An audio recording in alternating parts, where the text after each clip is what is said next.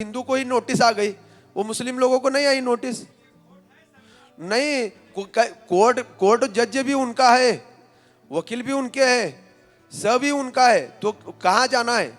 अभी अभी ये जो लोग हैं ये कमाते कितने हैं?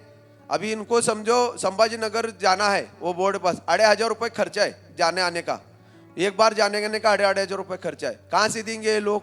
इनके पास तो पैसा भी नहीं है, फिर कैसा ये चलेगा? ये कानून खत्म ही होना चाहिए ना।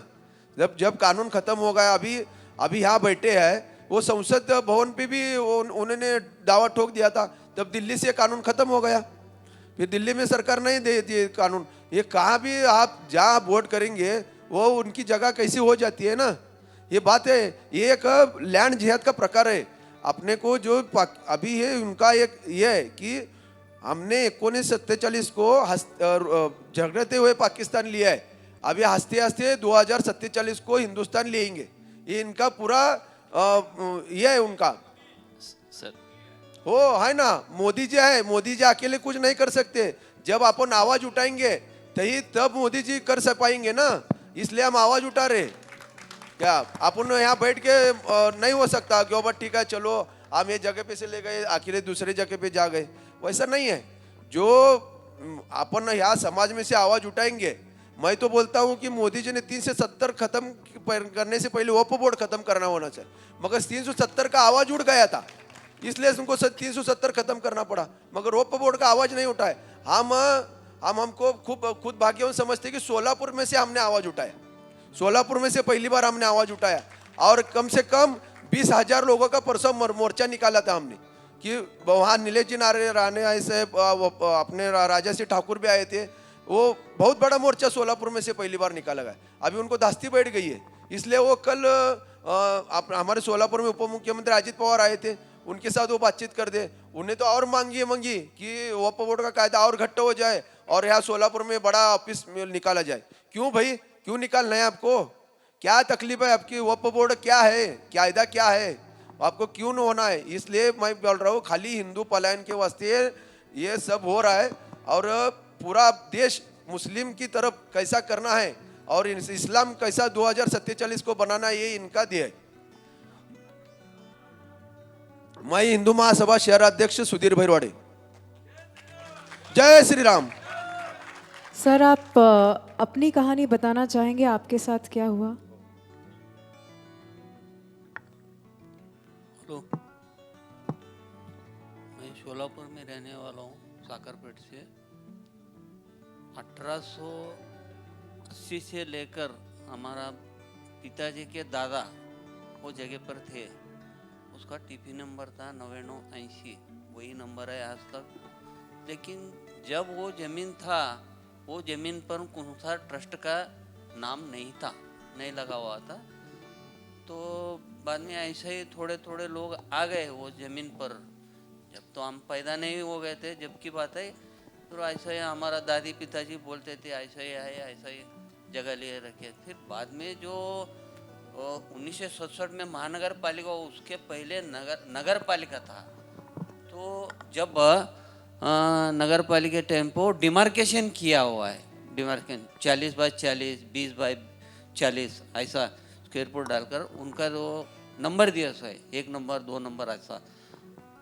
फिर देने के बाद उस दिन से फिर वो महानगर पालिका होने के बाद 1967 में जब वो मिल्कत क्रमांक बोलते हैं ना, वो प्रॉपर्टी टैक्स में वो नंबर दिया हुआ है। तो वो नंबर देने के बाद सबको दिया है, हमारे लोगों को भी दिया है, हमारे हिंदू समाज, मुस्लिम समाज, ऐसा कोई ऐसा झगड़ा नहीं आज तक हमारा उनका कोई भी झगड़ा नहीं। लेकिन जब वो 5 साल के बाद वो प्रॉपर्टी ट्रस्ट के ऊपर जो आते पंचायत समिति, वो जो आपस में नहीं किया, हमको लड़ाई करके देते। अभी पहले से वही चल रहा है, आज भी वही चल रहा है।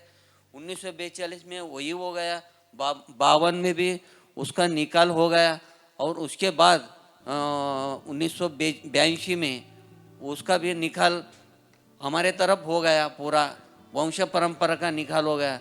उसके बाद और मेरे ऊपर और केस दर्ज किए थे उन्होंने, वो 2003 में वो हम आपस में बिठा दिए, पूरे मेरा कोर्ट का मेरे पास नकल लाया हूँ मैं, वो भी होगा। और वापस अभी वक्फ बोर्ड में डाल दिया अभी।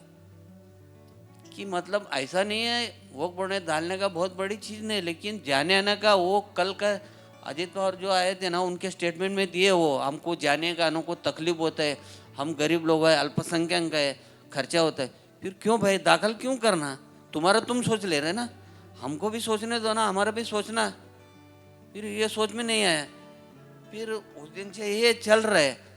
फिर हम जिलाधिकारी को उनको भी हम लेटर दिए थे, बाबा हमको ये बहुत तकलीफ हो रहा है, पानी का तकलीफ हो रहा है, बाथरूम नहीं है वहाँ, और शौचालय का भी व्यवस्था है, लेकिन वो मना ही करते हो। अभी 3 हफ्ते हो गए, अभी मना ही करते हो। किधर जाने का बोलो? हमारे पास वो गली में बाजू में रहती है वो शेजारी हमारे हिंदू समाज के, वो औरत जरा अपंग हो गई वो औरत, तो वो 2 जने पकड़ के बाथरूम में लेके जाते थे। वो औरत आज बाहर आंगन के सामने वो स्नान करती है, वो उसको भी मना की है। तो अभी वो सीसीटीवी कैमरा लगाए सो है, अभी एक 8 दिन 10 दिन हो गए अभी। तो उनका ये नहीं हो रहा है, उनका छोटे छोटे बच्चों को भड़काव करने का, और औरतों को, लेडीज को, उनके लेडीज लोगों को भड़का देने का। लेकिन वो ट्रस्टी लोग सामने नहीं आते कभी जिंदगी में। आज तक तो मेरा 60 साल का उम्र है, तो आज तक मेरे सामने कभी नहीं है वो, ऐसा हो गया। तो दूसरी बात जो है,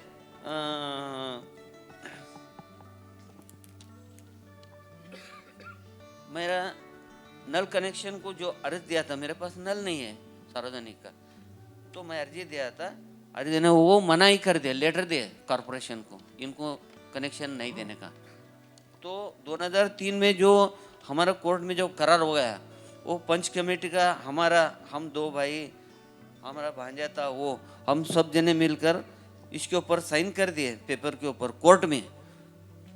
इसमें मेरे पास है पूरा नल कनेक्शन देने का, इनको मोबाइल, वंश परंपरा रहने को मोबाइल, संडास बाथरूम जो भी है उनको वापर करने के लिए वो भी मोबाइल है, सब लोग एक में सब पूरा इसमें कोर्ट के सामने हो गया है। और उसके बाद 1982 में जो हो गया था, 1982 में उसका कोर्ट ऑफ कंटेम्प्ट बोलकर परमानेंटली इंजेक्शन ऐसा वो ये निकाल दिया सो है। वो निकाल में पूरा मेरे पास जजमेंट है, मेरे पास ये पूरा। और दूसरी 12/1/2021 को उन्होंने जो मेरे नोटिस में उल्लेख किया है, वो उल्लेख गलत है। लेकिन क्या वो मेरे को नोटिस जो भेज दिया, वो नोटिस ने आज तक मेरे को नहीं मिला हो। तो इसमें बोल रहे हो तुमको नोटिस दिया, हम उसका हमको जवाब नहीं दिए, देने के बाद तुम ऐसा हमको दमदाटी कर रहे हैं, हमारे लोगों को दमदाटी कर रहे हैं। आज तक तो जिंदगी में ऐसा काम नहीं किया मैं, लेकिन हमको करना भी नहीं है, भगवान ने हमको करना भी नहीं चाहिए, ऐसा हम मांग रहे भगवान को। उनको भी सुखी रहने, हम भी सुखी रहने, लेकिन ऐसा नहीं होना चाहिए। खाली उनको क्या है, जो बदलते हैं पंच कमेटी ने, उनको खाली इतना जाए ये जमीन को इनको नहीं रखने का है। और पहली बात है 9980 जो टीपी नंबर पड़ा है वो लीज का जाएगा, वो 99 ईयर्स का सरकारी जगह है, वो लिए सो है। लेने के बाद उन्होंने नाम लगाए 1924 में 99 ईयर्स का। अभी उनका 99 ईयर्स का 2025 में ख़त्म हो रहा है। उसके लिए वो क्या कर रहे हैं, अभी ज़बरदस्ती कैसा 2 हिंदू लोगों को निकालने का है ऐसी एक तो पहले से 20-22 लोग थे, अभी रह गए, अभी 15-16 रह गए। तो एक हम ऐसे गरीब लोग रहते हैं, 10,000 दो, 20,000 दो, उनको हकल के देने का, ऐसा रातों रात उनको सब पेपर लिख के लेने का, वो हकल के देने का, ये काम चल रहा है। और दूसरा 1924 में जो नाम लगाया हुआ है, ताबड़तोब उन्होंने क्या नहीं 1942 में और नोटिस भेज दिया, उसका भी 52 में निकाल हो गया। फिर उसके बाद बरो तो सब एक ऐसे ही कारनामा कर रहे हो।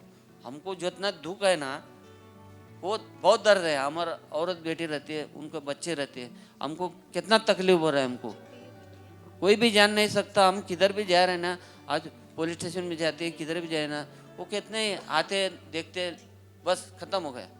उसके बाद कोई भी नहीं। सर सॉरी, मैं आपको ज़रा बीच में टोकूंगी क्योंकि ये कहानी बहुत ही गहरी है, बहुत लंबी है, तो हम पूरे डिटेल्स में नहीं जा सकते आज। लेकिन हमारे साथ बहुत और भी लोग हैं जिन पर ये गुजरा है, तो मैं उनको स्टेज पर बुलाना चाहूँगी ताकि सब देख पाएँ। ठीक। सब कंफर्टेबल नहीं है अपने चेहरे दिखाने के लिए कैमरा पर। अब आप लोग ये सोचिए कि ये लोग जो आपके सामने खड़े हैं ये सुप्रीम कोर्ट में कैसे जाएंगे। मतलब इन लोगों की सुनने वाला भी कोई नहीं है, ये कहाँ जा सकते हैं? ज़्यादा से ज़्यादा पुलिस स्टेशन, और हद से हद हुआ तो डिस्ट्रिक्ट कोर्ट। वहाँ पे कोई है ही नहीं, सुनवाई नहीं, आप जा ही नहीं सकते हो, उनका कोई उनका अथॉरिटी ही नहीं है इसको करने की। कोई नहीं सुन सकता, किसी का कुछ नहीं है, मतलब हाई कोर्ट तक में अपील नहीं है। आप सोचिए कैसे ये लोग अब बचेंगे उस चीज से। अगर एमएलए ये सब होते तो ये आज इनको मुंह छुपाना नहीं पड़ता। ये डर है इनको कि कहीं कैमरा में आई फोटो ना आ गई तो फिर जीना मुश्किल ना हो जाए। तो इसीलिए हमने ये फिल्म बनाई है ताकि हम ये इससे असलियत पता चले कि क्यों इतने लोग दुखी हो रहे हैं और आज ये चेहरा नहीं अपना बता पा रहे हैं। तो इसी फिल्म के जरिए आपको पता चलेगा। ये फिल्म बेस्ड ऑन इन लोगों पे ही आधारित फिल्म है, इनकी हकीकत आप तक पहुंचाएगी। मतलब इनकी हकीकत जितनी आपको दिख रही है उससे कहीं ज़्यादा दर्दनाक है। आप सोच के देखिए, बिना टॉयलेट के लेडीज़ कैसे बाथरूम में जा सकती हैं? आप सोच के देखिए एक बार ज़रा। और इनको इजाज़त नहीं है अपनी प्रॉपर्टी में बाथरूम बनाने की। कैसे जिएंगे ये लोग? अब इनकी आवाज़ कौन उठाएगा? कोई बोलता ही नहीं है, बोलना ही नहीं चाहता।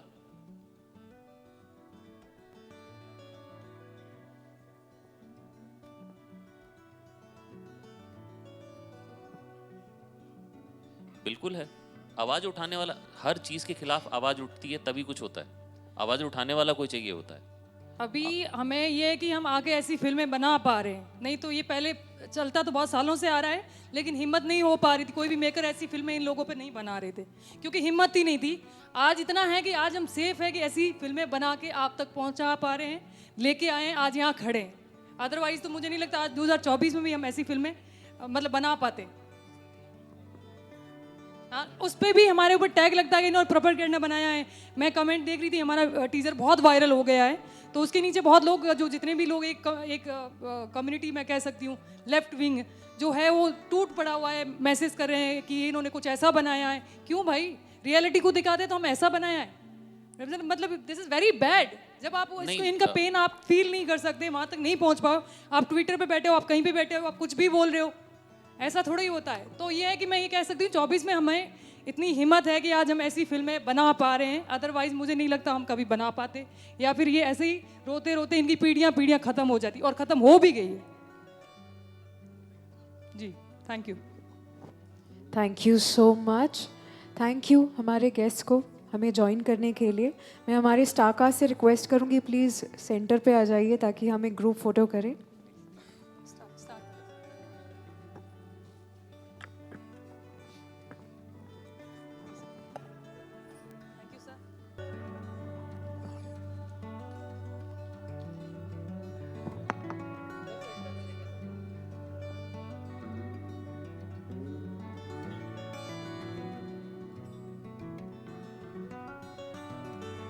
Ladies and gentlemen, our incredible star cast of Aakhir Palayan Kab Tak.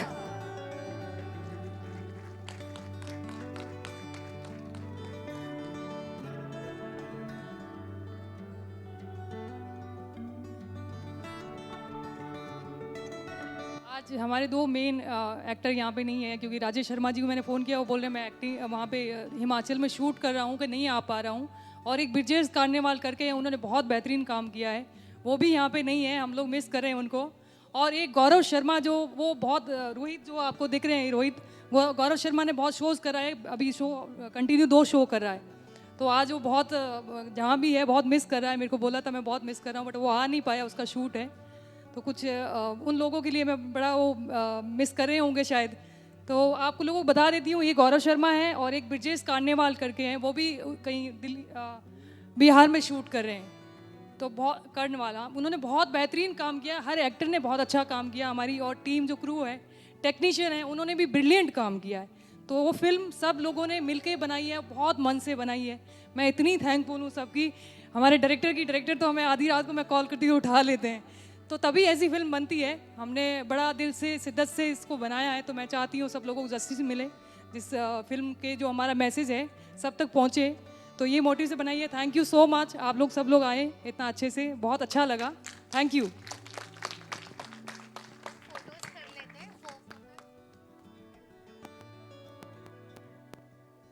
जितने भी लोग आए हुए हैं यहाँ पे, सब लोग बोलते हैं कि फिल्म जब बनाते हैं, तो मैंने बहुत ये सुना है कि हीरो होना बहुत ज़रूरी है। नए प्रोड्यूसर आता है तो वो फेस करता है, जब फाइनेंस पार्ट हो कोई भी हो तो बोलते नया हीरो लेकर आओ, हीरो होना चाहिए फिल्म में।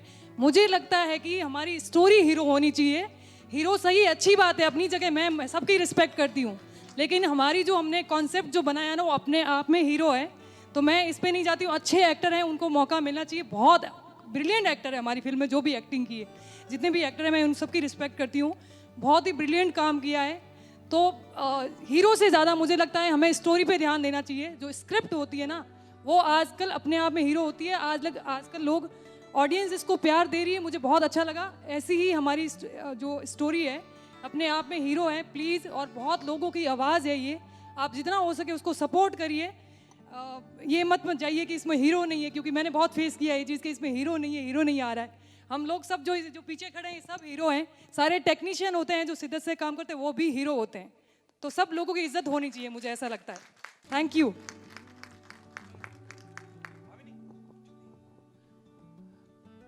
देखिए, अगर आपको हमारी टीज़र छुआ हो या हमारा जो फिल्म का ट्रेलर है वो छुआ हो, हमने जो एक सब्जेक्ट चुना है वो छुआ हो, तो मीडिया से मेरी गुजारिश है कि आप प्लीज़ प्लीज़ इस फिल्म को प्रमोट थोड़ा कीजिए। क्योंकि फिल्म में हीरो नहीं है इसका मतलब फिल्म फिल्म नहीं है, ऐसा हो नहीं सकता। फिल्म फिल्म होती है, फिल्म में हीरो नहीं है इसका मतलब फिल्म, ऐसा नहीं है कि फिल्म नहीं है, फिल्म है। और हमारी फिल्म जो है वो हमारी फिल्म की कहानी हीरो है। Thank you.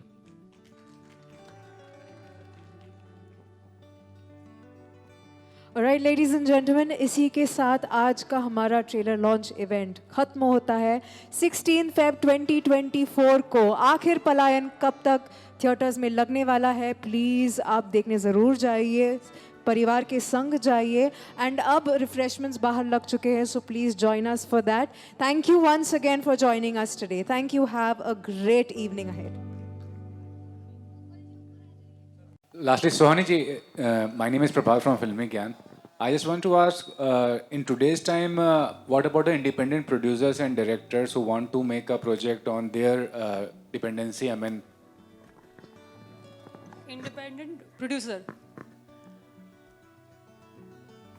हाँ मैं समझ गई। वो बनाना चाहे तो कैसे, क्या चैलेंजेस आती है आपको?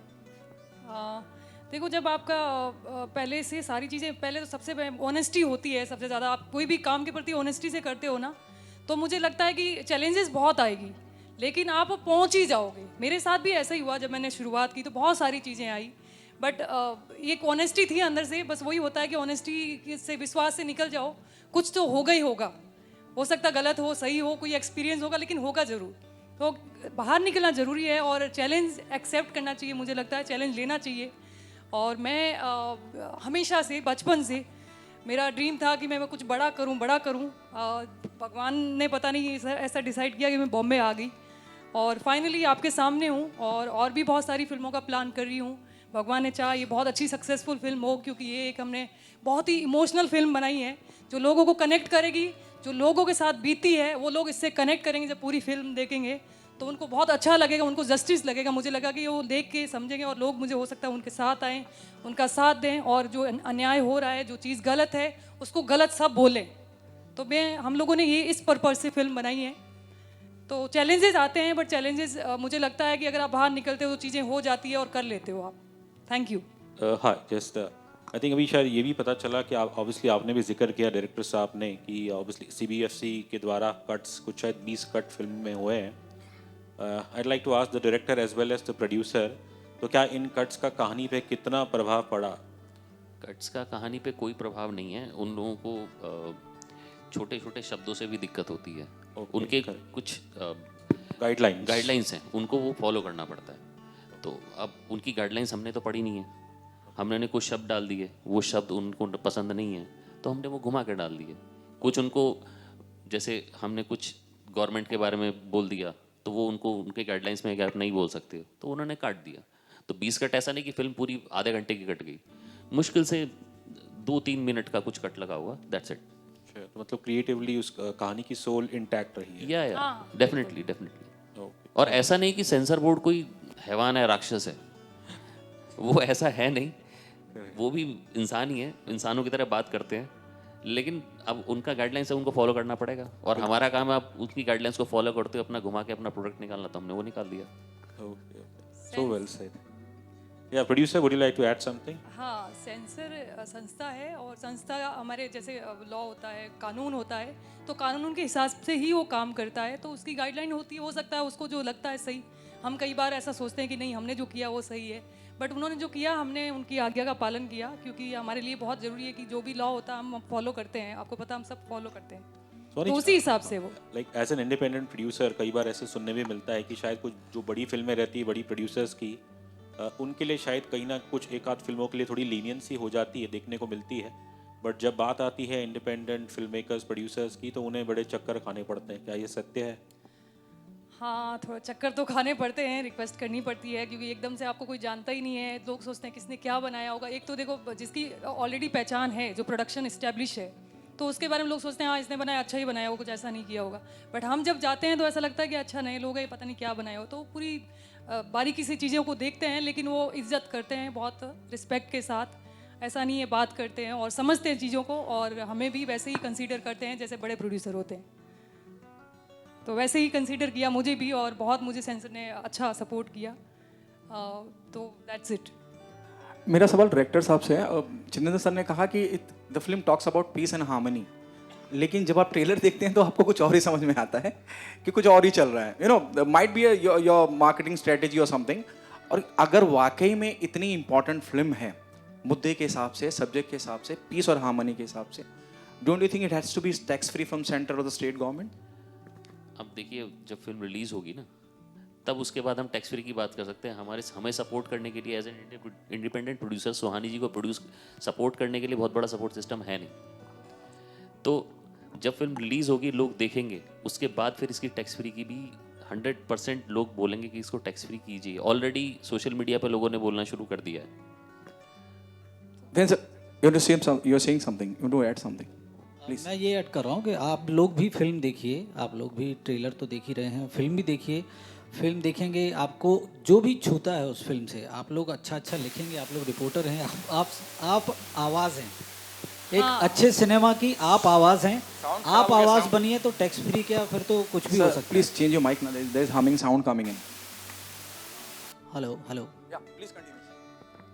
हाँ, तो मैं यही बोल रहा था कि आप लोग भी फिल्म देखिए, आप लोग हमारी आवाज़ बनिए, आपको जो भी फिल्म में छूता है आप लिखिए, आपको जो भी गलत लगता है वो भी लिखिए, कोई दिक्कत नहीं है, और जो अच्छा लगता है प्लीज़ उसको लिखिए, और आप हमारी आवाज़ बनिए। ये फिल्म टैक्स फ्री क्या, मैं तो बोलता हूँ कि वो करोड़ों के क्लब में जाएगी।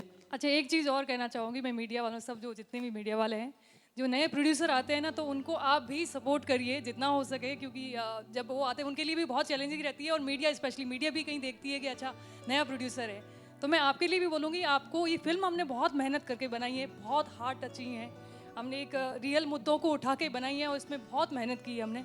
मैं चाहती हूँ कि आप लोग पूरा सपोर्ट करें हम लोगों को, तभी लोगों तक बात जाएगी, क्योंकि आपके माध्यम से आप पे लोग विश्वास करते हैं, आपको देखते हैं, तो मुझे लगता है कि आपका बहुत बड़ा रोल होगा इस पिक्चर को हिट करवाने में। Thank you.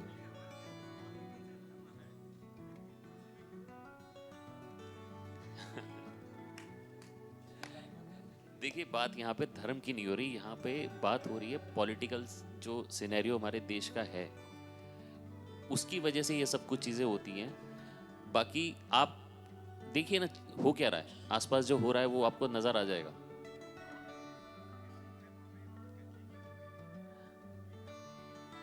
देखिए, आप पर्टिकुलर एक मुद्दा है, एक पर्टिकुलर मुद्दा होता है, आप उस मुद्दे को लेके फिल्म बनाते हैं। ये देखिए, कश्मीर फाइल्स और केरला स्टोरी के आसपास आप जब फिल्म देखेंगे आपको समझ में आएगा कि ये प्रॉपर एक सिनेमैटिक फिल्म है, ये सिनेमा है, ये कोई प्रोपेगेंडा प्रोपेगेट करने के लिए नई फिल्म बनाई है, प्रॉपर सिनेमा है। एंड जो इसका एंड है वो इसको पूरा समराइज करता है और उसमें एक बहुत ही अच्छा मैसेज गया है फिल्म में। तो अब आप ये बोलें कि दो कम्युनिटीज़ को लेके बनाया गया, तो ऐसा नहीं है। कानून, जो कानून है वो एक पर्टिकुलर कम्युनिटी के लेके ही बनाया गया है, इसी वजह से आया है, नहीं तो शायद कुछ और भी हो सकती थी फिल्म। मैं ये कह रही थी जो सच है वो अभी दो कम्युनिटीज़, आप हिंदू मुस्लिम की अगर बात कर रहे हैं तो हम लोग उसके बारे में बात नहीं करना चाहते हैं क्योंकि हम फिल्म मेकर हैं। बट हम लोगों ने, क्योंकि ये चीज़ है जो हो रही है, वो दिखाने की कोशिश की है। हमारा कोई इंटेंशन वैसा नहीं है कि हम लोग हिंदू मुस्लिम, ऐसा कुछ भी नहीं है। हमें जो सच है वो लोगों तक पहुँचाना बहुत ज़रूरी है, हमारा मोटिव वही है। तो हम उस पर्पज़ को लेकर काम कर रहे हैं और हमने ये फिल्म बनाई।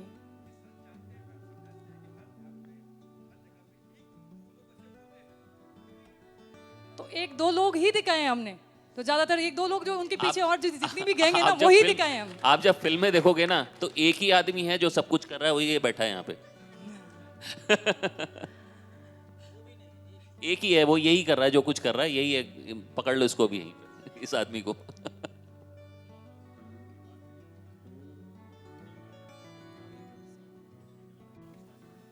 देखिए, हमारे देश में एक कानून है, मैं नाम नहीं लूँगा उस कानून का, आपने सबने देख भी लिया होगा, सुन भी लिया होगा।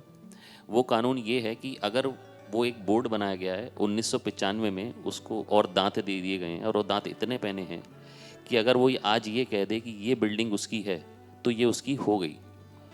आपको उसको साबित नहीं करना, उसको, उस बोर्ड को ये भी नहीं बताना कि क्यों हो गई, उसकी हो गई। और उसके बाद आप court, high court, district court तो छोड़िए, हाई कोर्ट में भी नहीं जा सकते। और अगर आप उस हाई कोर्ट, अगर आपको कुछ करना है तो उन्हीं के आप जाके अपील करोगे, उनके जो एक ट्रिब्यूनल होता है वहाँ जाके अपील करोगे आप। उस अपील में अगर उनको लगा कि नहीं भाई हमने तो जब गलती से कर दिया तो ठीक है, नहीं तो आप फिर सुप्रीम कोर्ट जाओगे। और आप एक चीज़ सोचो, सुप्रीम कोर्ट जाने के लिए सुप्रीम कोर्ट की लॉयर की जो फीस होती है, एक आम आदमी का पूरे साल का खर्चा होता है, वो इनकम होती है। तो आम आदमी जा पाएगा वहाँ पे? तो ऐसा कानून बना कैसे सकता है? सोच के देखो, ऐसा कानून कैसा बन सकता है? मैंने तभी तो बोला था कि क्रिमिनल भी वही, कोर्ट भी वही, वकील भी वही और जज भी वही। तो क्या मतलब, हमें तो समझ में नहीं आई ये बात। आम आदमी लड़ेगा कैसे उससे? आप ही सोचो। और एक मजे की बात और बताता हूँ, हाई कोर्ट की जमीन जो है वो वक्फ बोर्ड ने अपनी बोल दी, वो सुप्रीम कोर्ट में गया, हाई कोर्ट की, देखो इन्होंने हमारी जमीन ले ली। तो आप, इससे बड़ा जोक और क्या होगा? इंदौर का म्यूनिसिपल ऑफिस, हमारे देश का पार्लियामेंट, अंबानी का घर, ये सब क्लेम किया हुआ उन्होंने।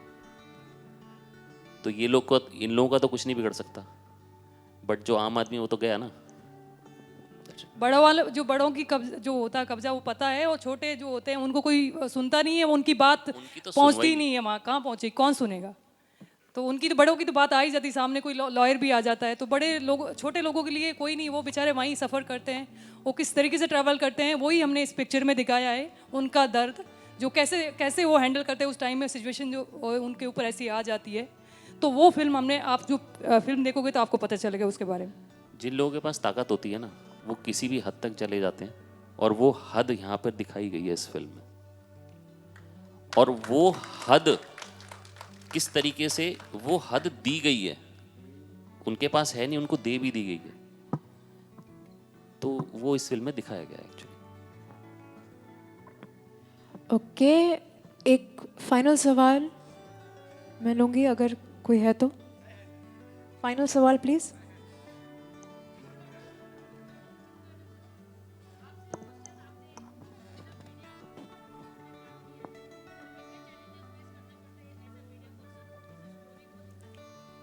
हाँ, ये अभी मैं बता दूंगा तो थोड़ा सा उसका मज़ा चला जाएगा जब आप देखेंगे तो। लेकिन मैंने जो पहले ही कहा ना कि एक सच्चाई जो होती है, ट्रुथ जो आप लोग कहते हैं, क्योंकि मैं आप हूँ इस फिल्म में, तो एक सच जो आप लोग सच के साथ रहते हैं, उनके साथ मैं इस फिल्म में रहता हूँ। और मैंने जैसे बताया कि मेरा काम है डायरेक्टर और प्रोड्यूसर जो बात कहना चाह रहे हैं उसका एक माध्यम हूँ मैं, मेरे ज़रिए वो बात कही जा रही है। लेकिन क्रिएशन इनका है, तो ये कैरेक्टर से क्या चाह रहे हैं। जैसे मैं एक एग्जांपल दे रहा हूँ कि मैंने एक कैरेक्टर तैयार किया और मैं थोड़ा अंडर प्ले कर रहा था, इन्होंने कहा नहीं नहीं ये सीन थोड़ा सा ऐसे चाहिए, तो मुझे भी लगा ये मेरे लिए चैलेंज है कि हाँ ये कैरेक्टर इनके माइंड में ऐसा है, तो मैं इसको इस सच्चाई के साथ ही करूँ ताकि वो कहीं से भी, मैंने जैसे पहले भी कहा कि करप्ट ना लगे। और वो ऐसे ही है, आप चरित्र को देखिए, बहुत मुश्किल काम है आप लोग का चरित्र करना, बहुत मुश्किल काम है, बहुत मुश्किल काम है। Thank you, thank you, thank you. Thank you so much. इसी के साथ हम Q&A समाप्त करते हैं। मैं रिक्वेस्ट करूंगी सुहानी, इफ़ यू आप कुछ कहना चाहेंगी मीडिया को। मीडिया को जैसे मैंने पहले भी बोला है, ये फिल्म एक सामाजिक मुद्दा है और इस सामाजिक मुद्दे को जितना हो सके आप लोगों का सहयोग करें आप, क्योंकि ये जन धन की आवाज़ है, ये उन लोगों की कहानी है जिन लोगों की कहानी आप तक नहीं पहुंचती है, तो हमने इस फिल्म के जरिए आप तक पहुंचाने की कोशिश की है। तो उन लोगों की आवाज़ आप बने और इस फिल्म को इस तरीके से आप जहाँ भी आप राइट करते हैं, लिखते हैं, लोगों के पास पहुँचाते हैं, जो आपका वे है आप पहुँचाइए और लोगों की आवाज़ बनिए। मैं चाहती हूँ, क्योंकि बहुत लोग, मैं कुछ लोगों से ऐसे मिली हूँ, जब हम फिल्म कर रहे थे उस दरमियान भी मेरे लोगों से मुलाकात हुई जो पीड़ित हैं, जिनको जिस तरीके से मतलब प्रताड़ना हो रही है, जो चीज़ें हो रही है उस इलाके से, कैसे वो अपने पुरानी जगहों से, जो मतलब होता है ख़ानदानी, आपका दादा वहाँ रहे, तो एक इमोशन होता है हमारा ना, जहाँ रहते हैं घर से। अगर मैं राजस्थान से हूँ, मैं यहाँ रह रही हूँ, लेकिन मेरा दिल वहाँ रहता है, मैं यहाँ काम कर रही हूँ, बट मैं वहाँ जाने के लिए तरसती हूँ कि मैं वापस जाऊँ, क्योंकि मेरा काम है तो इधर रहना पड़ता। तो वो छोड़नी जगह को, उधर मातृभूमि को, जिस जगह आप रहते हो, तो वो बहुत टफ होता है, आप जानते हो ये चीज़ सब। तो मैं चाहती हूँ जन धन की आवाज़ बने और इस फिल्म के जरिए इस फिल्म को प्रमोट करें, ताकि सब लोग जान पाएँ कि ऐसे भी कुछ लॉ बने हुए हैं जो देश के लिए सही नहीं है, जो लोगों के लिए सही नहीं है। और जैसे आपने अभी किसी ने मीडिया पर्सन ने पूछा था कि वो रात लास्ट में एक रोते हुए सीन है, वो रोना वही है जो आदमी अपना घर छोड़ने पर मजबूर होता है तो वो रोता है, कितनी बुरी तरीके से रोता है वही दिखाया गया है। जैसे हम जब मैं एक्टिंग भी कर रही हूँ इस फिल्म में, तो मेरे को जब मुकुल जी ने बोला कि आपको रोना है, मैं जब मैं साथ में बहुत सारी जिम्मेदारियाँ चल रही थी उस वक्त, मैं जब शूट कर रही थी, तो वो सीन वो मेरे को पता ही था, मेरे को तो ऐसे ही रोना, क्योंकि मैं वो जो ये स्टोरी है ना उससे इतनी कनेक्टेड थी। मेरे को उन्होंने बोला, ये सरप्राइज थे कि ये कैसे हुआ, आप जो भी सीन देख रहे हैं रो रहे हैं, एंडिंग भी हमारा है जो उसमें भी हम लोग रियल में, राजेश शर्मा भी रोने लगे थे, लिटरली उनकी आंखों में इतने आंसू मैं देख के और ज़्यादा रोने लगी। तो हमारे लिए वो कि कनेक्शन पूरा बिल्ड किया इन्होंने, स्टोरी की इतनी अच्छी लिखी कि हम लोग, अब आप लोग जब फिल्म देखोगे तो आप सब लोग मीडिया वाले, आपको बहुत अच्छी लगेगी, आप भी कनेक्ट करोगे। तो इस तरीके से हम लोगों ने ये फिल्म बनाई है। Thank you so much. So members of the media, कुछ देर पहले किसी ने पूछा था कि क्या ये सच्ची घटनाओं पर आधारित है, तो ये घटनाएं क्या है, ये क्यों इम्पोर्टेंट है आप सबके लिए लाना। मैं हमारे डायरेक्टर साहब से रिक्वेस्ट करूँगी, प्लीज़ आप बताएं इसको विस्तार में। देखिए, जब हमारा टीज़र रिलीज़ हुआ तो 1-2 दिन तो लगता ही है, लेकिन धीरे धीरे हमारे पास सोशल मीडिया पर मैसेज आने शुरू हुए, कुछ लोगों के फ़ोन आए कि ये तो हमारे साथ हो चुका है, ऑलरेडी हो चुका है। तो कुछ लोग आज यहाँ पे उपस्थित हैं जिन लोगों के साथ ये हुआ है, तो मैं उनको बोलूँगा कि आप लोग स्टेज पे आइए और अपनी ज़रा बात कहिए, प्लीज़ प्लीज़। आपका स्वागत है, आप सब लोग ऊपर आइए।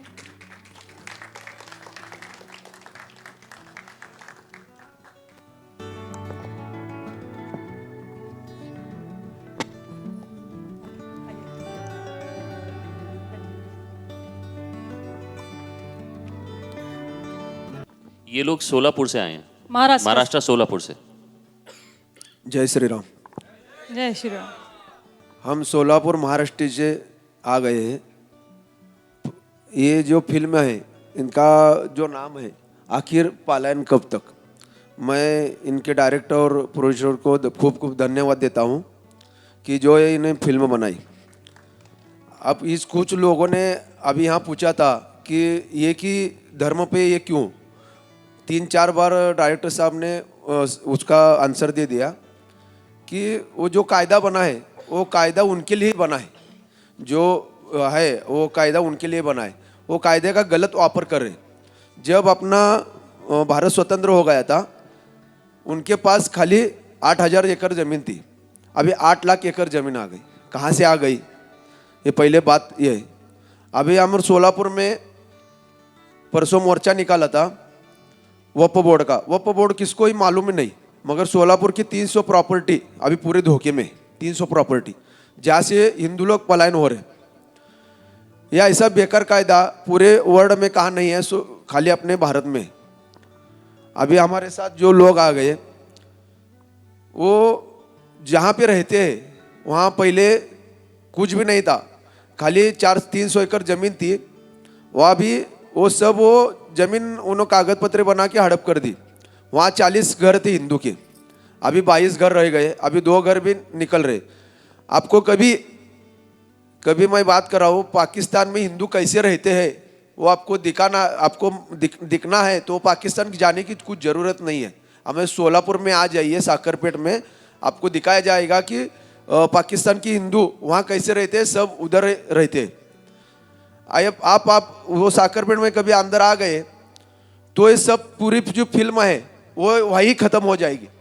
वो डायरेक्टर साहब जो आईना दिखा रहे समाज का, मैं तो उनको इतना धन्यवाद देता हूँ कि उनके चरण भी स्पर्श करे तो भी मेरे को अच्छा लगेगा, क्योंकि भगवान ने इनको भेजा है ये सब समाज की तकलीफ के वास्ते।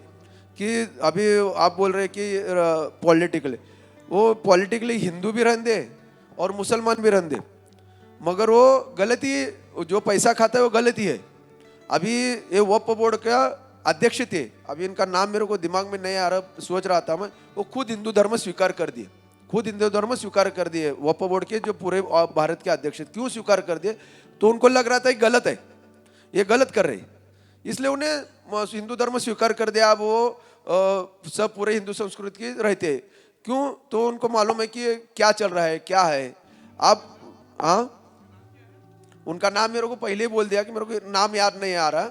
मैं बहुत बार अभी ये नाम याद नहीं करने की कोशिश कर रहा हूँ, मगर नाम नहीं याद रहा।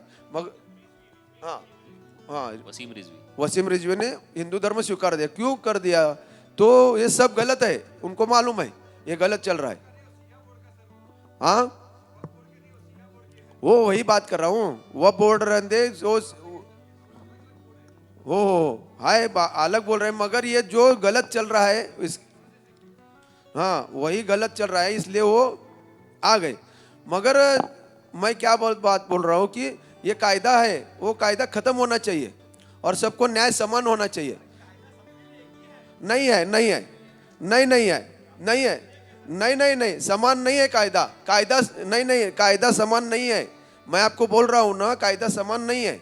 कायदा समान जो रहता था वक्फ बोर्ड की जगह पे खाली हमारे सोलापुर में 22 जन, अभी वहाँ रहते हैं 100 जन।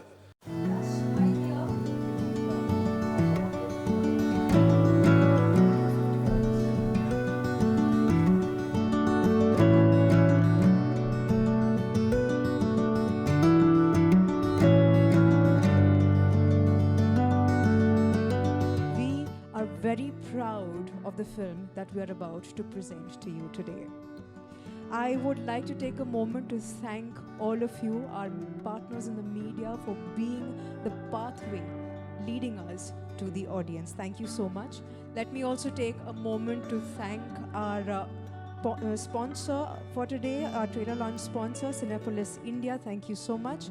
And now, ladies and gentlemen, without further ado, I present to you the trailer of Aakhir Palayan Kab Tak. Can we please put our hands together as we put the lights off?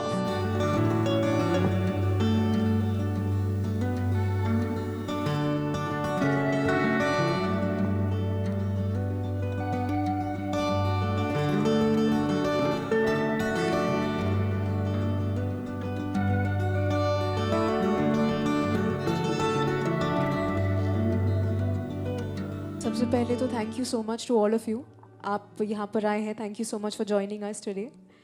So Honey, let me start with you. Firstly you are looking lovely. I have to ask you, this is your first film as a producer. Yes. Such a strong topic. Thank you. How challenging was it for you, especially as a woman producer? It was मतलब मैं हिंदी में बात करूँगी, actually मुझे हिंदी अच्छी लगती है, तो बहुत चैलेंजिंग था। और मैं हमेशा से मतलब ये इस टाइप के चीज़ों में मतलब रुचि रखती हूँ। तो मुझे जब पता चला कि मेरे को प्रोड्यूस करनी है फिल्म और मेरे पास कुछ लोग आए, मतलब लोगों के साथ जो बातचीत हुई, तो जब मैंने स्टार्ट किया डायरेक्टर के साथ, पहले से ही हमारा कम्युनिकेशन चल रहा था कि हम फिल्म बनाएंगे, वो बातचीत चल रही थी। तो फिल्म ऐसी ही बनाएंगे ये नहीं पता था, बट जब ये लगा कि मेरे को कि क्या फिल्म बनानी चाहिए जो एक मैसेज आए, जो हम लोगों तक पहुंचाए और लोगों के लिए कुछ कर सके। मैं हमेशा से, अभी भी मैं अब चाहती हूँ, आगे भी लाइफ भगवान मुझे ऐसा इतना कुछ दें कि मैं लोगों के लिए कुछ कर पाऊँ जो हेल्पलेस है। तो इसीलिए मेरे अंदर थॉट आया, मैंने शेयर किया इनके साथ। ये भी हमारी ट्यूनिंग बहुत अच्छी मिलती है इनके साथ, अंडरस्टैंडिंग बहुत अच्छी थी, तो हमने स्टार्ट किया। बाकी ये बताएंगे आगे स्टोरी के बारे में सारी चीज़ें। जी बिल्कुल मुकुंद, मुझसे आपसे पूछना है कि इतना बोल्ड टॉपिक आपने राइट भी किया है, डायरेक्ट भी किया है, कैसा था प्रोसेस आपके लिए? बोल्ड टॉपिक क्यों है? ये तो मतलब आप एक चीज़ समझिए ना कि जो फिल्में होती है वो हमारा जो समाज है उसका आईना होती है। तो टॉपिक कुछ बोल्ड नहीं होता, और बोल्ड कुछ नहीं है, ये एक्चुअली हमारी सोसाइटी में हो रहा है। कोई ज़रूरी थोड़ी है कि हम लोग एक हीरो और हीरोइन को नाचते हुए ही दिखाएं। एक मीनिंगफुल फिल्म भी तो बन सकती है। तो अब आप एक चीज़ समझिए कि हम लोग अगर, जो लोग, जिन लोगों को पता है चीज़ें, अगर वो हम लोगों को नहीं बताएंगे तो लोगों को पता कैसे चलेगा कि उनके साथ क्या गलत हो रहा है, होता आ रहा है, या क्या सही हो रहा है। कोई ज़रूरी है नेगेटिव बातों पे फिल्म बने, ये हमने अवेयरनेस के लिए फिल्म बनाई है। तो अवेयरनेस लोगों को किसी तरीके से तो पता लगे। तो ये इसीलिए हम लोगों ने डिसाइड किया कि लोगों को, हमारा मोटिव यही रहना चाहिए मेरे हिसाब से फिल्मों का, कि हम लोगों को एक मैसेज तो दें, पता तो लगे लोगों को चल क्या रहा है दुनिया में। तो इट्स नॉट बोल्ड, ये समाज है। Fair enough. Truthful subject change कर दिया। या सच्चा सब्जेक्ट। अच्छा, अब मैं हमारे तीनों एक्टर्स से ये पूछना चाहूँगी कि आपका एक्सपीरियंस कैसा था इस प्रोजेक्ट से जुड़कर? आप तीनों अगर आप कुछ कहना चाहेंगे प्लीज़।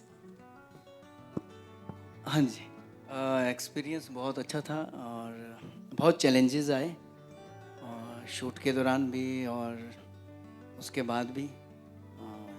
मुझे लगता है कि हमने इन्जॉय किया, क्योंकि सब्जेक्ट बहुत मैसेजफुल है, और मुझे लगता है समाज में ऐसे सब्जेक्ट की ज़रूरत थी। और एक्ट करके मेरा तो डेब्यू है, और काफ़ी सालें लगी यहाँ तक पहुँचने में, और इट्स गुड। मुझे खुशी है कि मैं ऐसे सब्जेक्ट के साथ बॉलीवुड में एंट्री कर रहा हूँ। धमाकेदार शुरुआत कर रहे हैं आप। जी जी जी जी। Yes sir, please.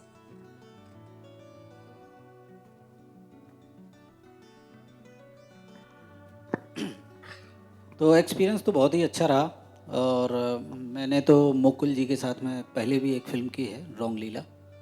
तो उस फिल्म के बाद ये दूसरी फिल्म है मुकुल की, और मुकुल ने जब मुझे रोल बताया और बताया कि ऐसा ऐसा एक सब्जेक्ट है, इस पे मैं फ़िल्म बना रहा हूँ और ये रोल है आपका, तो नेगेटिव लीड का रोल था। मुझे बहुत अच्छा लगा और करने में भी मज़ा आया। काफ़ी चैलेंजेस थे, जैसा भूषण जी ने बताया कि हम लोग जहाँ शूट कर रहे थे वहाँ पे बहुत सारी लोकेशंस को लेके और बहुत सारी हौच पौच चल रहा था, क्योंकि हमको टाइम से कंप्लीट करना था अपना सब्जेक्ट। तो उस तरीके से काफ़ी चैलेंजेस रहे, लेकिन मैं दाद दूंगा सुहानी जी की, भूषण की, मुकुल जी की, इवन रवि और सारे प्रोडक्शन के लोग, डायरेक्शन के लोग, जिन्होंने जी जान लगा के रात दिन काम किया और इस सब्जेक्ट को आप लोगों के सामने पेश कर रहे हैं।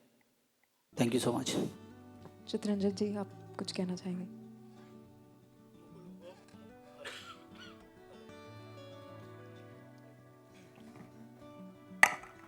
हेलो। हाँ,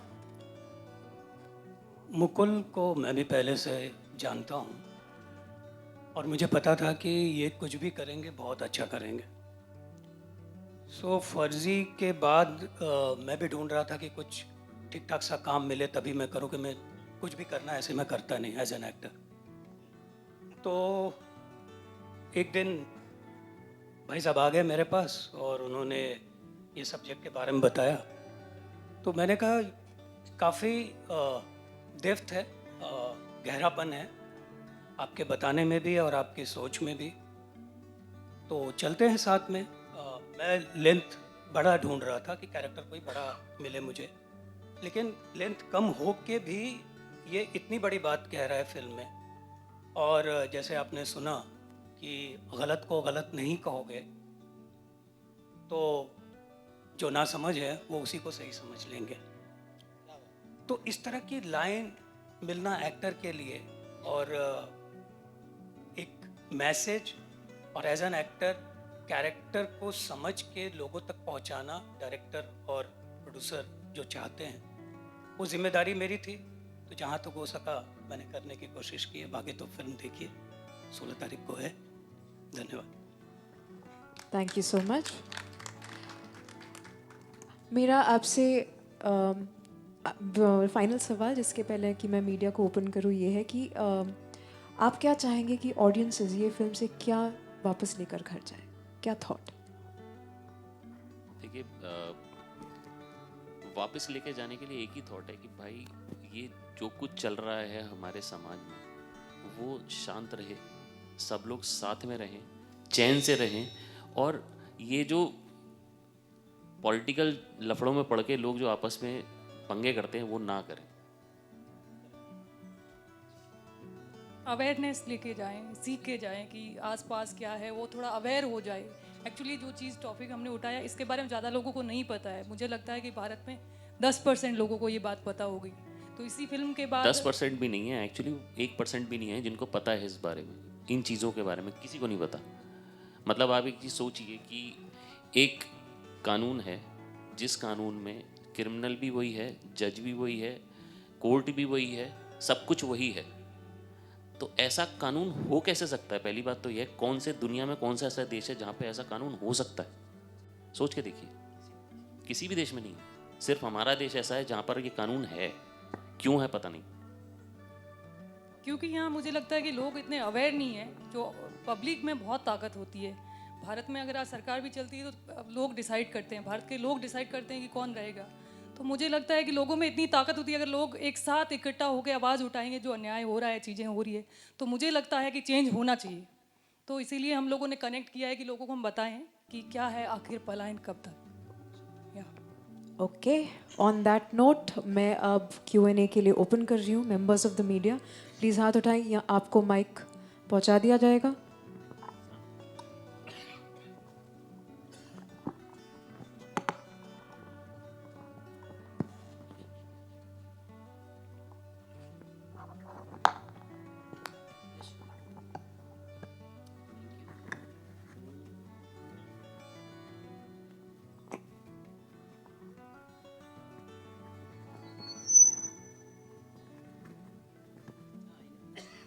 Hi, this is Mayur here from Beyond Bollywood.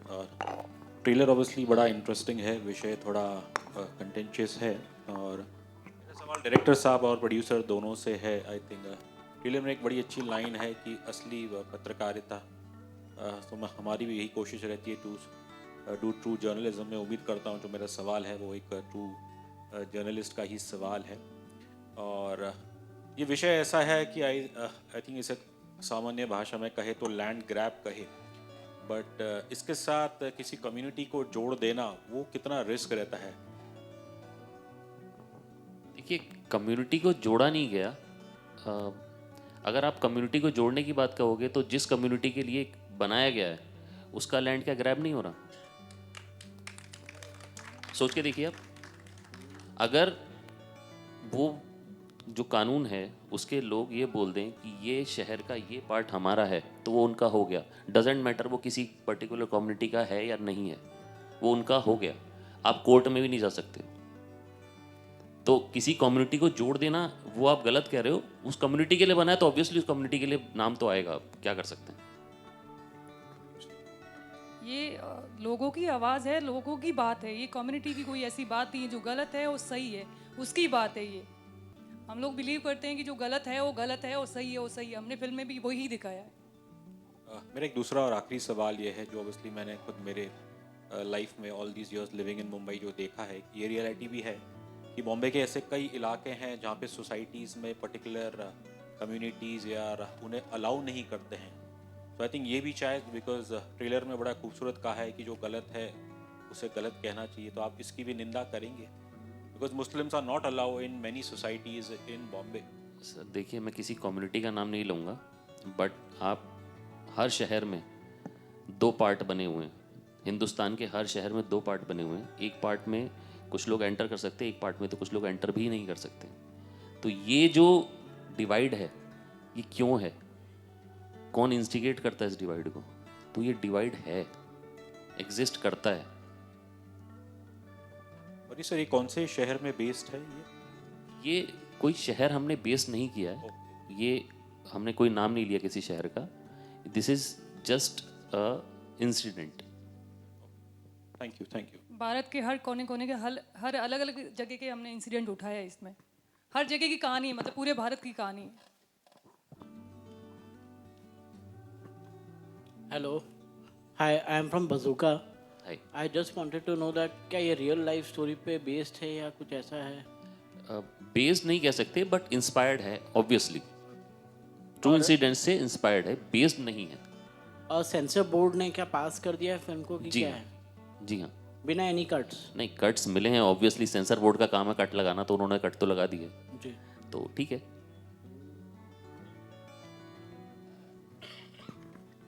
सुहानी आपसे पूछना चाहूंगा हियर, आपको मेरी आवाज़ सुनाई दे रही है? उतना काफ़ी है। If you can hear me out. या आई कैन हियर यू। मेरा सवाल आपसे है कि ये बहुत बहुत सेंसिटिव मुद्दा है, और जैसे टीज़र जब फिल्म का आया था तो उसमें ही कहीं बताया गया था, जब मैं 1500 पुराने मंदिर की बात करता हूँ, उस पर लेके अभी तक विवाद चल रहा है, और you know discussion is going on. What the most challenging part जब आप इस तरह की फिल्म को लेके आते हैं? ये मुझे कहीं केरला स्टोरी की भी याद दिलाता है कि केरला स्टोरी के माध्यम से, या मैं कश्मीर फाइल की बात करूँ तो एक मुद्दा उठाया गया था और बहुत इंपॉर्टेंट और सेंसिटिव मुद्दा था। जब आपने इस पे काम करना चालू किया, व्हाट वाज योर थॉट, क्यों ज़रूरी है ये फिल्म? जैसे मैंने पहले भी बताया था, ज़रूरी क्यों है? ज़रूरी क्योंकि मैं बहुत लोगों से ऐसे कनेक्ट करती हूँ। एक बार मेरा इंसिडेंट हुआ था, मैं अगर जा रही थी पुणे, तो मेरा ड्राइवर था जो बैठा था। ऐसे ही हमने डिस्कशन में, कई बार ऐसे कुछ अच्छा लगता है तो बातचीत कर लेती हूँ, तो वहाँ से मेरे को वो थॉट बहुत मन में लगा। उसने मुझे बताया कि जोगेश्वरी का कोई इंसिडेंट हुआ है, कि ऐसा ऐसा हमारे साथ हुआ, सारे लोग यहाँ से चले गए हैं और मैं बहुत बुरी हालत है, और अब हम परिवार है, हम भी बेच के जाने वाले, एक लास्ट बचे। तो वहाँ से मेरे को बहुत कनेक्ट किया। वो बहुत डीपली बता रहा था, उसका भाई का मर्डर भी हो गया। उसने बताया मेरा भाई का कि उन्होंने मर्डर कर दिया है और हमारी बहन बेटियों को छेड़ा भी है। तो इस तरीके से हमें इस तरीके से परेशान किया। वो आम था, उनको नहीं पता था कि मैं फिल्म बना रही हूँ, मैं कुछ भी नहीं आइडिया था। मैंने ऐसे ही पूछ रहे थे, हम रैंडम पॉलिटिकल बातें मैं करती रहती हूँ कई बार। तो वो बातें करते करते उसने ऐसी चीज़ें मुझे बताई, तो मुझे लगा कि यार ये कितनी बड़ी समस्या है, मतलब इस तरीके से घटना हो रही है भारत में, क्यों हो रही है? तो मतलब दुख होता है। ऐसे बहुत और भी हुई है इन बिटवीन। अब मैंने बहुत सारी चीज़ें देखी है, आप दिल्ली के दंगे देख लो, तो उससे मैं बहुत कनेक्ट करती हूँ और मैं बहुत डीपली नॉलेज रखती हूँ इसमें। तो इसीलिए हमने थॉट है कि हम इस पे पिक्चर बनाते हैं, और मैंने डिस्कशन बहुत, हमने इस पे बहुत स्टडी की, बहुत रिसर्च किया। देन हम लोग इस मुद्दे पे पहुंचे कि हम लोग इससे पे ही फिल्म बनाएंगे ताकि अवेयरनेस आए। चित्रंजन सर, आपसे सवाल है मेरा। It's okay, as well you can hear me out. Farzi जैसी फिल्म और ना जाने कितनी अनगिनत किरदार जो आपने निभाए हैं, आप भले से दुनिया भर की स्टार कास्ट हो या मैं कहूँगा ए लिस्टर हो, आप अपनी मौजूदगी बड़ी शिद्दत से महसूस कराते हैं ऑडियंस को। ये अपने आप में एक बहुत सेंसिटिव मुद्दा है, और आप अगर ट्रेलर देखें या टीज़र देखें तो आपको कहीं एहसास होगा कि एक स्पेसिफिक सोसाइटी की बात करी जा रही है या लोगों की बात करी जा रही है। हालांकि डॉक्टर साहब ने जस्टिफाई किया कि सिर्फ ऐसा तो नहीं है कि एक्स के होते हैं और वाई के नहीं होते। आपके लिए क्या चैलेंजिंग था? और जैसे आपने कहा कि आप बड़ी चुनिंदा फिल्में करते हैं, what is the one thing which make you become a part of this project? क्योंकि सब्जेक्ट वाकई में बहुत सेंसिटिव है और बहुत इंपॉर्टेंट मुद्दा है जो एड्रेस होना चाहिए। नहीं, जैसा मैंने पहले भी कहा कि मैं चरित्र देखता हूँ कि मेरा कैरेक्टर क्या है और वो उसकी गहराई क्या है, और फिल्म में वो कहाँ एग्जिस्ट करता है और कौन डायरेक्ट कर रहा है। तो ये सब मुझे जब भी आप मेरा काम देखेंगे तो मैं बहुत मेहनत करता हूँ चरित्र के ऊपर कि इसकी गहराई और इसके मर्म को कैसे पकड़ा जाए। तो बेसिकली इस कैरेक्टर के जो मर्म को पकड़ने की जो मैंने कोशिश की, उसमें मुझे ये लगा कि ये चरित्र मुझे करना चाहिए, और इन्होंने पूरी कहानी मुझे सुनाई। तो कुछ जगह ऐसा था कि मुझे लगा कि यहाँ स्ट्रगल हो रहा है कि मैं इस बात को कैसे सामने रखूं जिससे ये बात उस आदमी या जो व्यक्ति है वो ईमानदारी से कह रहा है। तो मैंने उस ईमानदारी को पकड़ने की कोशिश की। जब आप कैरेक्टर देखेंगे वो बहुत सच्चा आदमी है, वो ऐसे करप्ट या इस तरह का कुछ नहीं है। तो वो कहीं ना कहीं एक अंदर मेरे भी रहता है कि करप्शन से बचा जाए, चाहे कैरेक्टर करते समय हो चाहे लाइफ में हो। तो वो कहीं ना कहीं वो मिल गया उस जगह पे, इसलिए मैंने ये किरदार किया। होप आपके सवाल का जवाब मैंने ठीक से दिया। हेलो, मेरा नाम सूर्य है, बॉलीवुड क्रेजी से। मेरा सवाल है एक्टर और डायरेक्टर दोनों से। सबसे पहले भूषण जी आपसे सवाल ये है, आपने कहा कि आपकी डेब्यू फिल्म है और आपका जो किरदार है उसमें एक बहुत डेप्थनेस हमें नज़र आ रही है, और बाकी 3 मुझे लगता है मेन कैरेक्टर यहाँ पे, एक राजेश शर्मा सर का और एक आपका और एक हमारे पत्रकार जो प्ले करे सर उनका। तो आपका जो पर्टिकुलर रिसर्च वर्क था उसमें कितनी मेहनत लगी, एक तो वो सवाल है। प्लीज़ पहले उसका आंसर दीजिए, मैं फिर पूछता। वैसे तो हम लोग, डायरेक्टर साहब भी मेरे मित्र हैं, हम लोग पिछले 3 साल से इस सब्जेक्ट पर रिसर्च कर रहे थे। तो मुझे पता था कि मैं इन्हीं के साथ डेब्यू करने वाला हूँ, तो मेरा करैक्टर बहुत थिन लाइन के साथ मुझे क्लियर पता था। और मैंने इसके लिए बहुत स्टडी की, मैंने बहुत सारी फिल्म्स भी देखी, बहुत सारी वर्कशॉप भी किए, और ये करैक्टर मेरे जो व्यक्तित्व है उससे बहुत डिफ़र है। मैं तो बहुत हंसने खेलने वाला इंसान हूँ, मगर इस पूरी फिल्म में ये जो करैक्टर है ये बहुत परेशान है, और एक्चुअली इसकी एक कहानी, अपनी एक जर्नी है, और जो इसमें जो मर्डर होता है उससे उसकी जर्नी कैसे कनेक्ट होती है वो इम्पॉर्टेंट है। तो पड़तालना है, और उस पड़तालना को वो कैसे अपने आप से कनेक्ट करता है वो आपको ट्रेलर में भी दिखा होगा। जब आप फिल्म देखोगे तो डेफिनेटली मेरा करैक्टर पर्टिकुलरली आपको पसंद आएगा। आपको लगेगा नहीं कि ये डेब्यू हो रहा है, आपको लगेगा कि मैंने बहुत काम किया है, मगर ऐसा नहीं है, मैंने थिएटर ही किए हैं ज़्यादातर। Thank you.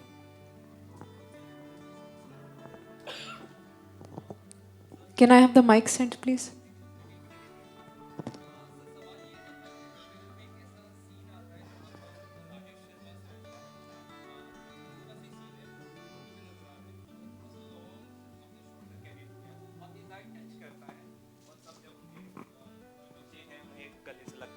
बहुत ही ज़्यादा मुझे भी कनेक्ट किया वो सीन, और मुझे लगता है कि नॉर्मल जो पैटर्न हम देखते हैं ट्रेलर टीज़र में, तो उसके साथ थोड़ा सा अलग तरह से आपने वो एडिट किया है, तो मुझे अच्छा लगा वो।